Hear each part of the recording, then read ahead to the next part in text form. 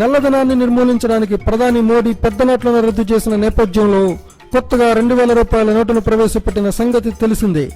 అయితే ఈ 2000 రూపాయల నోటు నల్లధనాన్ని పెంచుతుంది తప్పితే తగ్గించలేదని విమర్శకుల నుంచి వస్తున్న విమర్శల నేపథ్యంలో ఈ నోటు ఎక్కువ కాలం ఉండదని తెలుస్తుంది.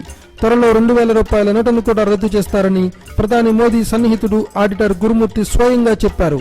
అంతేకాదు 250 రూపాయల విలువ గల నోటు చలామణిలోకి వస్తుందని కూడా గురుమూర్తి చెప్పారు.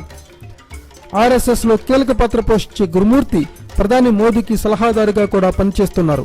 రిజర్వ్ బ్యాంక్ సూచనల మేరకు 2000 రూపాయల నోటును అప్పటికెప్పుడు ముద్రించి పెద్ద నోట్ల తాకిడి తట్టుకోవడానికి మాత్రమే విడుదల చేశారని ఆయన చెప్పారు. 100 రూపాయలు, 250, 500 రూపాయల నోట్లను ముద్రించి వాటిని చలామణిలోకి తీసుకుని వచ్చేందుకు కేంద్ర ప్రభుత్వం చర్యలు చేపట్టిందని స్పష్టం చేశారు. ఇదిలా ఉండగా ప్రజలు తమ వద్ద ఉన్న డబ్బును దాచుకోకుండా వినియోగంలోకి తేవాలని ఆర్బీఐ ప్రజలకు సూచించింది. తద్వారా మార్కెట్లో నోట్ల చలామణి పెరుగుతుందని, ఇలా చేయడం వల్ల కొంతవరకు కష్టాలు కడతేరే అవకాశం ఉందని తెలిపింది. నోట్ల రద్దు తర్వాత ఈ నెల 10వ తేదీ వరకు 12.44 లక్షల కోట్ల విలువైన రద్దయిన నోట్లను జమ అయ్యాయని, అక్రమాలకు పాల్పడిన సిబ్బందిపై బ్యాంకులు చర్యలు తీసుకుంటాయని ఆర్బీఐ చెప్పింది.